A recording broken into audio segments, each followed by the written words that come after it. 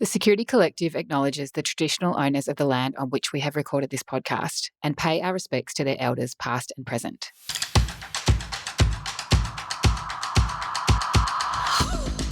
The Security Collective podcast is recorded and shared with you in partnership with LastPass, the leading password manager. LastPass enables companies of every size with the tools necessary to secure and centralise control of employee passwords and apps.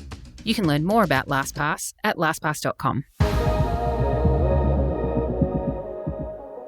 Hello, I'm Claire Pales and welcome to the Security Collective podcast. Today's guest is Paul Wenham. Paul has worked in cybersecurity audits and compliance for over 11 years. He co-founded AssuranceLab in 2018, a Regtech software and audit services firm, now working with over 150 cloud software companies across 12 countries.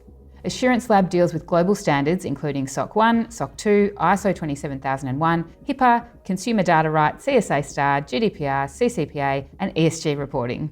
Paul joined me to talk about the what, how and why he started AssuranceLab. We covered the value of auditing, how compliance can be the foundation stone for startups, and his new book, which he is making open source for others to contribute to. We also covered the fact that AssuranceLab is a B Corp, and why was that so important to Paul and his team. I'm sure this won't be the last time we talk to Paul as the regulatory landscape shifts globally. Please enjoy the insights from Paul Wenham. So Paul, it is great to have you join me on the Security Collective podcast today. Thanks for having me. We've heard a bit about you in your bio. You are the co-CEO and founder of AssuranceLabs. What is the barbecue test for AssuranceLabs? What do you say to people who ask you, what do you do for a living and why? We certify companies to say that they're secure, they're reliable, they're using people's data appropriately, even looking at environmental and social factors. So we do that for tech companies to help them build trust and grow their company. Of course, if the barbecue was hosted by the Security Collective, I'd probably just say that we do audits and certifications for global security standards.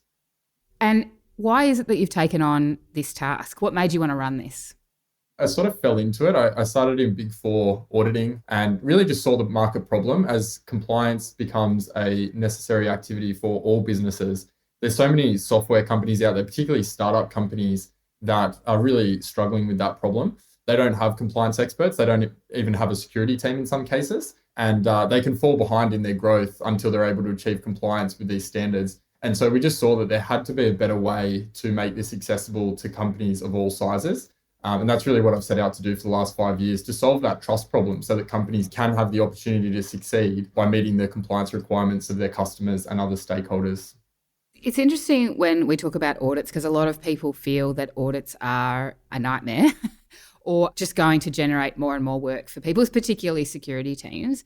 And we had a guest on last season, Paul Barrett, who spoke about his kind of quote was that audits are a gift, and back in episode 102 if people want to go back and listen.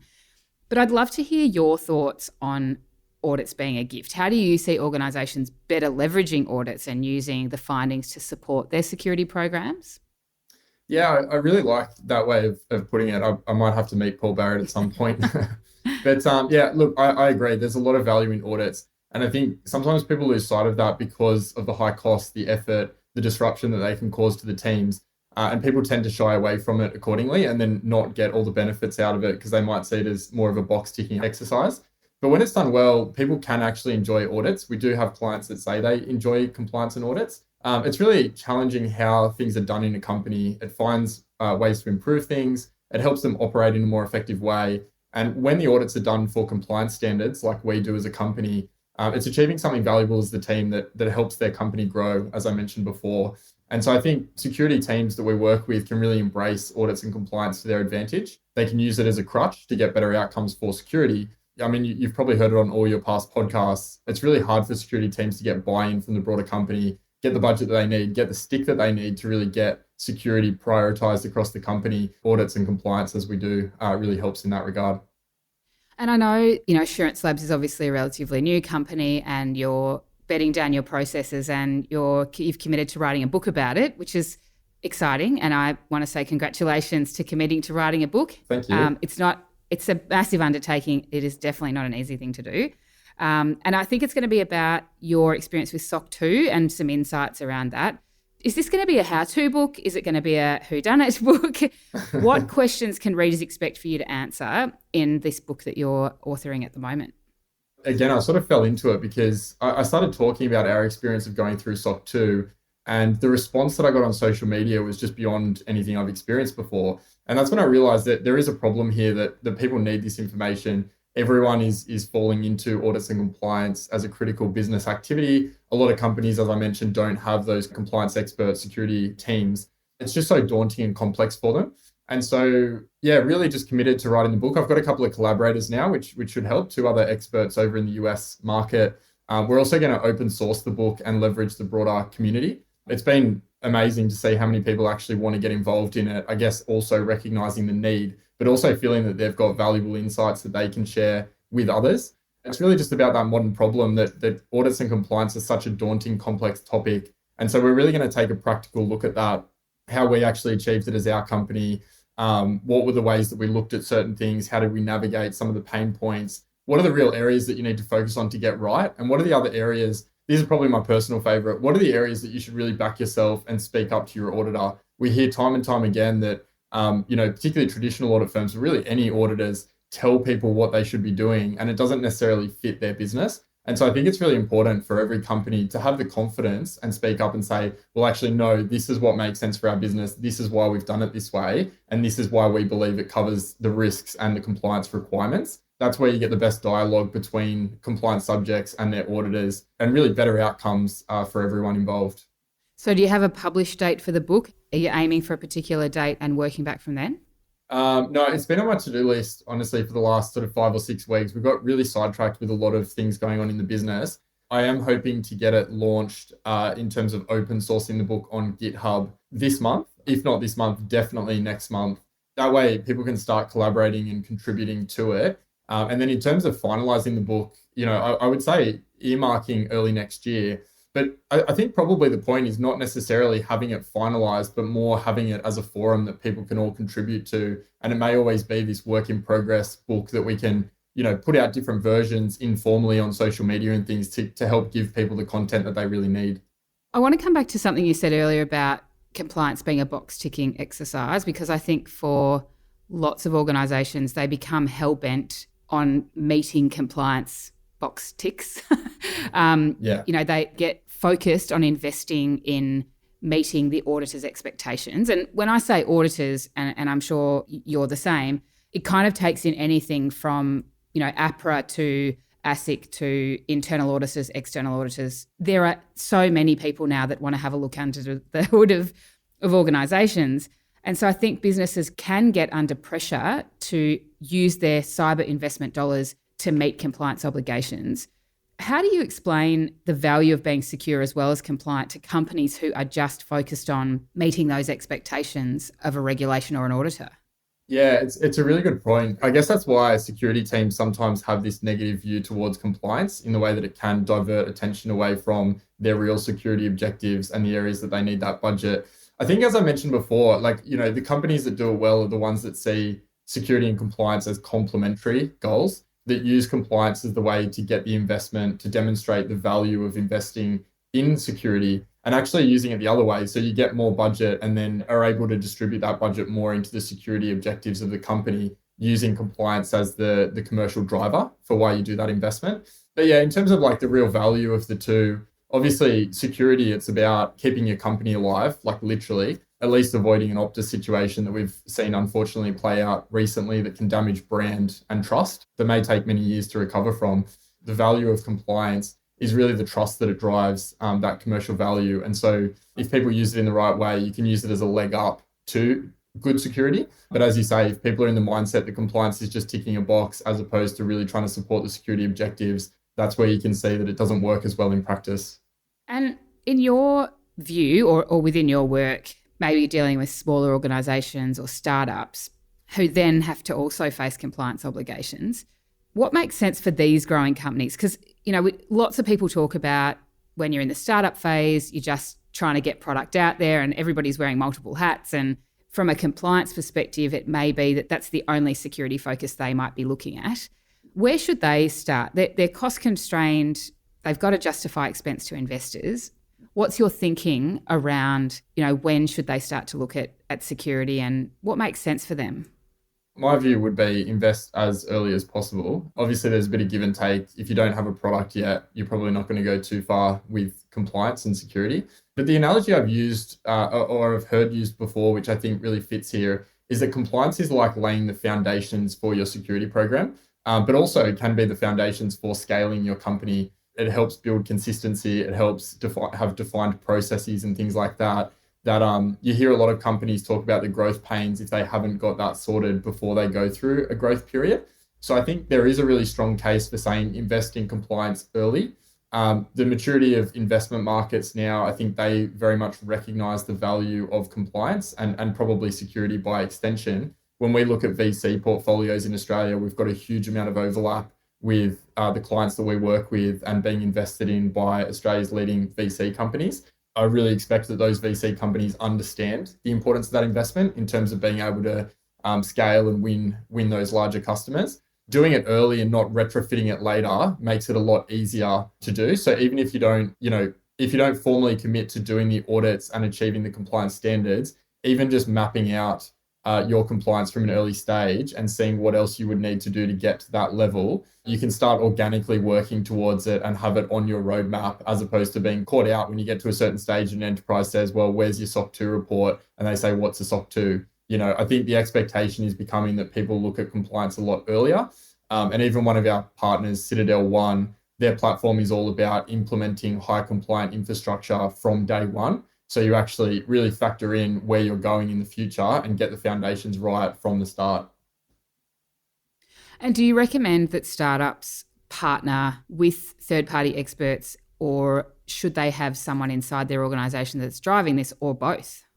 Yeah, I think both for sure. The gold standard is that you have people on the inside, whether it's you've hired them full-time or you engage security and compliance consultants. And we have some really good partners that we've worked with for years across many of our clients. And there's just a huge amount of value to be had by people that actually invest in that and understand where they can benefit from that.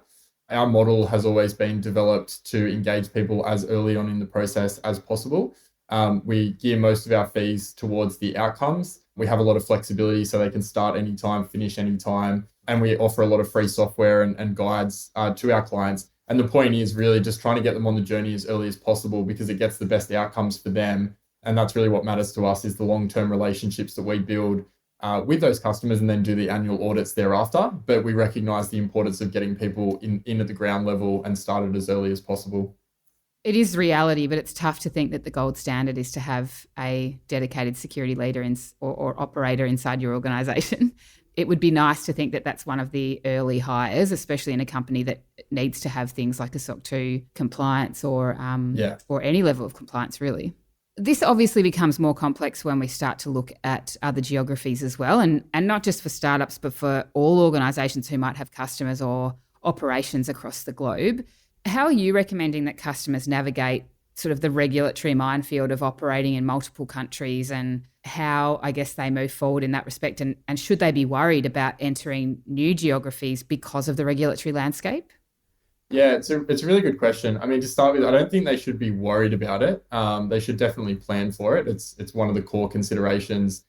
For us, expanding into the US market early next year, it's the compliance side. It's how do you get boots on the ground? How do you have the right budget to launch over there? Like there's sort of, a big 3 or 4 things that you consider, and compliance should absolutely be one of those. But not necessarily worried about it. I mean, most of our clients are cloud software companies, so they do export their product, and we see this challenge quite a lot. Previously, you could get by with questionnaires and things for all the different regulations and standards around the world, but now often enterprise want to see an actual audited, certified standard to prove that they are compliant.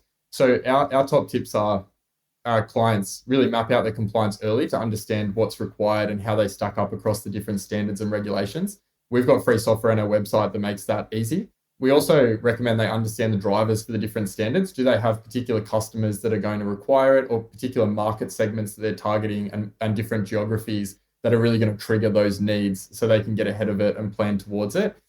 We do have a CXO guide for compliance that's focused on that point, which again is available on our website for free.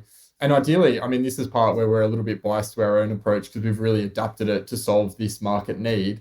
But we think working with one provider is the way to go. It really removes the massive duplication between the different standards and regulations that are out there with particularly cross-jurisdictional. So many standards are just so similarly focused. And then also building flexibility into the compliance program to be able to adapt with the changing market needs. And often we see companies say, all right, we're launching in the US now, then we're going to launch in Europe. And then they actually switch that around, or an enterprise comes up out of the blue and says, actually, you need this, or we're not going to use your software. And that really prioritizes one of the standards. And so that's what we recommend they build in, that flexibility to their program as well. So when you say flexibility, you mean as an organisation, because enterprise-wide, they would have to be different pockets of the organisation that are contributing to that compliance. So when you say be flexible, it's more about, as an organisation, being a little bit fluid about what controls need to be put in place at different times in order to meet those geographical regulatory expectations. Is that sort of what you mean? Yeah, spot on. I mean, if you visualize how it works in our process, we map out all of the compliance standards and how their different controls and activities roll up into those different standards. And so we put that all into a consolidated compliance program that they can filter. For example, we had a client that was expanding into the US. They wanted to target SOC 2 initially. So they filtered that board to just focus on SOC 2. And let's say you've got 90 SOC 2 controls, but that actually also covers 60 of those also relate to the HIPAA regulation, which is a healthcare data regulation. We had a client targeting that, and then a customer came up and said, we need a HIPAA report or we can't work with you. And so they flipped that prioritization and said, actually, let's park SOC 2, let's prioritize HIPAA.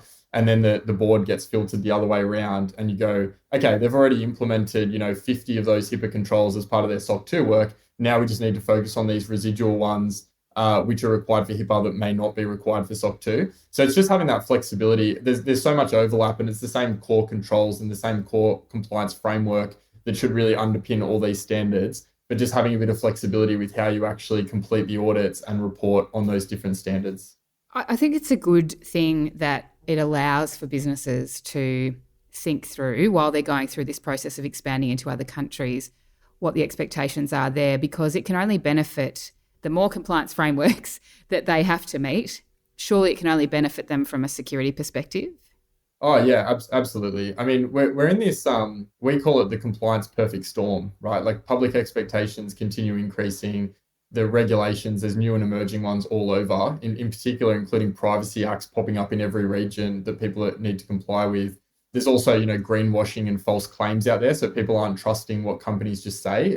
It needs to be audited and certified. And so all of this is just going into this perfect storm. Compliance isn't going away and the number of standards keeps increasing. But obviously at the core under all of these standards is good principles around security and managing a company in an effective way. And so I think the more of these standards you bring in, you will see if you just went for a SOC 2 or you just went for an ISO 27001, they do have ways that you can kind of box tick and get through the process without maybe getting the best security fundamentals in place. But when you look at multiple standards, that's really where you can get caught out if you don't get the foundations right. And so I think, to your point there, it's the more drive of compliance, the more companies are going to be secure inherently from working through that. You spoke just now about greenwashing, and I've got a really growing interest in ESG. I'm probably going a bit down a rabbit hole, reading books and listening to podcasts about it. But But I'm interested to know a little bit about how the work you guys are doing is contributing to ESG reporting requirements. And I know globally there's a sort of a real difference around how ESG reporting is coming together, and there's not a lot of mandates. But how are you guys contributing to that? Yeah, so we're a member of GRI. We're following different standards around the world, and we're generally just very supportive of all of the developments in this space, wanting to collaborate and wanting to work with others. But actually earlier this year, we introduced our own ESG framework, and then we built our software to kind of support that with the data points and with the different control activities that can roll up into that framework. And then we're piloting our audit and reporting offering at the moment. So at the moment, we've got 3 non-commercial pilots going on while we explore what does that look like, how do companies actually get the commercial value out of this to justify the investment. As you know, the ESG market is just more immature, but I think it's really characteristically similar to the information security market 10 years ago. Like people are starting to adopt it, people care about it. Early adopters now get a bit of commercial advantage. And I think we'll just see that continue to increase over the next, 3, 5, 10 years, with it becoming a default expectation of companies, not just something that makes them an industry leader. In terms of the framework that we introduced, the problem that we see is there's all these ESG standards out there, but they're really designed for the top 1% of publicly listed companies.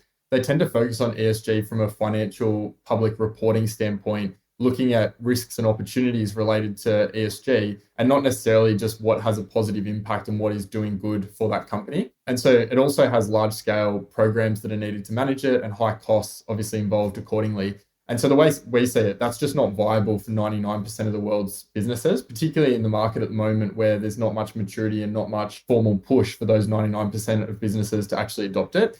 But obviously there's still commercial value in it, like I talked about. We're a B Corp, and that comes up in most of our candidate interviews. People want to work with companies that do good.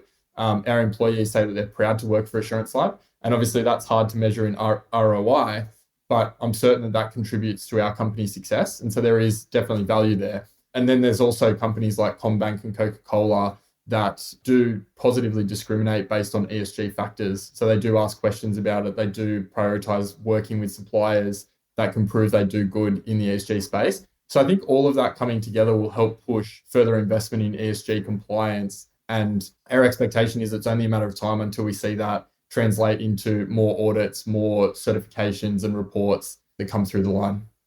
Yeah, I mean, the interesting thing about ESG, obviously, or not obviously, but data security sits inside the social or the S part of ESG. Yeah. And obviously risk sits under the G. There's not a lot of mandates around, from a cyber perspective, what you need to report. And what I've seen in a lot of sustainability reports and ESG reporting is that organisations will say, this is how many reportable cyber incidents we had, or we had 0 reportable cyber incidents. That doesn't actually tell you very much about the cyber risk posture or positioning of that organisation. It just tells you that whatever did happen to them during the reporting period, they were able to contain it so it wasn't reportable. What are your thoughts on cyber as a reporting requirement under ESG? Look, firstly, the thing that was really interesting for us building the ESG framework is just how much overlap it has with cybersecurity standards. Yeah. They're really all underpinned by good governance, as you said, and certain things sit in the E's, certain things sit in the S, certain things sit in the G, by classification, but they're all underpinned by good governance, effective management and operations of a company. So that was the first really interesting piece. When you build on that in terms of, I guess a core foundation of that as well is transparency. So when you talk about like reporting of security incidents and things like that, it all fits into transparency. And you do see some modern companies that are leaders in the space really being proactive about reporting security incidents. And you see others like Uber that try and cover it up and come under a lot of fire. And it all fits that same theme that I talked about before. It's all about trust, transparency, building your brand and building your trust with your audience is just going to be so important to all businesses to succeed in the modern world where that trust is critical to company success. And you mentioned earlier about being a B Corp, and certainly I think that is it should be a badge of honour. It's not easy to get, but it does show, I guess, elements that allow both clients and employees who want to join your organisation that trust that, they can trust that is a mark of effort that you guys have put in to meet the expectations of B Corp. Is it something you always aspired to put in place, or is it something that sort of just came naturally? What was your thinking around getting a B Corp status for yourselves as a startup? Yeah, thanks for asking. I love talking about our B Corp status. I've had a lot of questions coming from different people, and for us, it's really proven its ROI just in terms of how many times we do get asked by candidates, by other customers that we work with. We've won certain customers because they've referred to how we're a B Corp and that they really value that. It's something that I would encourage all businesses to think about. It's certainly attainable. I mean, it is difficult. It took a lot of effort. There was a lot of time put into it. And it's probably one of the standards that's a little bit harder to fake your way through it because you really do need to commit to the underlying principles of, caring about your impact and prioritizing positive impact as a company. But I think the key myth that I want to sort of bust in this session is the idea that positive impact is a conflicting objective with profit. I absolutely don't think that's the case. I think everything we do as part of our B Corp program is considering profit and purpose as mutually supportive objectives, not mutually exclusive. And so, I think it's great. I think it absolutely has ROI for us. And I think more businesses will see them adopting it in the years ahead. Well, congratulations on the B Corp status. Congratulations on AssuranceLabs. The people I've spoken to who are clients of yours rave about the service. And I think anyone who's trying to do security differently and support organisations to reach their profit and their purpose is in a good place and doing good things. So, Paul, thank you so much for your time today, and good luck with everything. And hopefully we'll get to talk to you again on the Security Collective podcast. Sounds great. Thanks very much for having me, Claire. Appreciate it. The Security Collective podcast is recorded and shared with you in partnership with LastPass, the leading password manager. LastPass enables companies of every size with the tools necessary to secure and centralise control of employee passwords and apps. You can learn more about LastPass at lastpass.com.